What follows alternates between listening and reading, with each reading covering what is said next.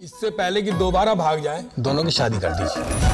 Box অফিসে বেশ ভালোই দাপট দেখাচ্ছে রাজকুমার রাও ও ভামিকা গাপি অভিনীত কমেডি সিনেমা ভুলচুক মাফ।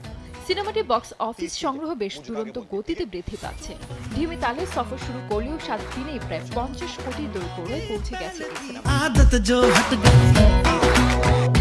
ভুলচুক মাফ প্রেক্ষাগৃহে মুক্তির পর প্রথম বৃহস্পতিবার অর্থাৎ 7ম দিনে বক্স অফিসে 3 কোটি 25 লাখ রুপি আয় করেছে। ফলে 29 মের আয়ের পর এই সিনেমা মোট আয় করেছে 44 কোটি রুপি, যা বাংলাদেশের মুদ্রায় 62 কোটি টাকার বেশি।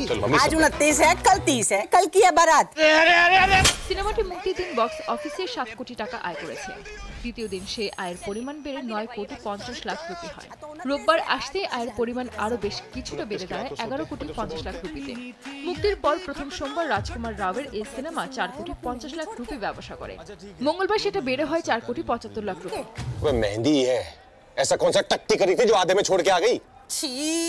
কিন্তু বুধবার আয়ের পরিমাণ অনেকটাই কমেছে। ষষ্ঠ দিনে সিনেমাটি বক্স অফিসে 3 কোটি 50 লাখ রুপি ব্যবসা করেছে। বর্তমানে ভুলচুক মাফ সিনেমাটির রাতের শোয়ে বেশি দর্শক উপস্থিতি দেখা যাচ্ছে। कहाँ से मिल जाएगी? महादेव, पापा जी ऐसे हाथ लगाएंगे तो कानून हाथ में आ जाएगा ना सर के सामने। রাজকুমার রাওয়ের বিকিবিদ্যা কা ওয়ালা ভিডিওর বক্স অফিসের তুলনায় বেশ ভালো আয় করেছে ভুলচুক মাফ।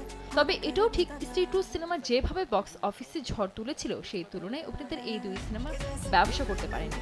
কিন্তু এটি যে চলতি বছরের অন্যতম অবাক করা হিট সিনেমা হতে চলেছে সেটা বোধহয় অনুমেয়।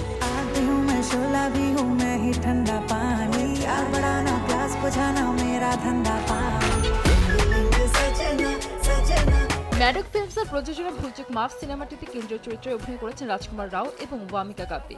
কিছুদিন আগে ভারত পাকিস্তানের মধ্যে যে অশান্তির আবহ তৈরি হয়েছিল সেই অবস্থায় সিনেমাটি বড় পর্দার বদলে ওটিটিতে মুক্তির কথা ঘোষণা করা হয়। কিন্তু নির্মাতাদের এই সিদ্ধান্তকে চ্যালেঞ্জ জানিয়ে কোর্টে দ্বারস্থ হয় পিভিআর আইনক্স। এরপর 23 মে প্রেক্ষাগৃহে মুক্তি দেওয়া হয়। तुम्हारी सरकारी नौकरी पक्की हो गई है। अरे मम्मी सरकारी नौकरी लग गई। संजीद अख्तर, देश टीवी। फूलों वाली कार लेके आऊंगा जी मैं।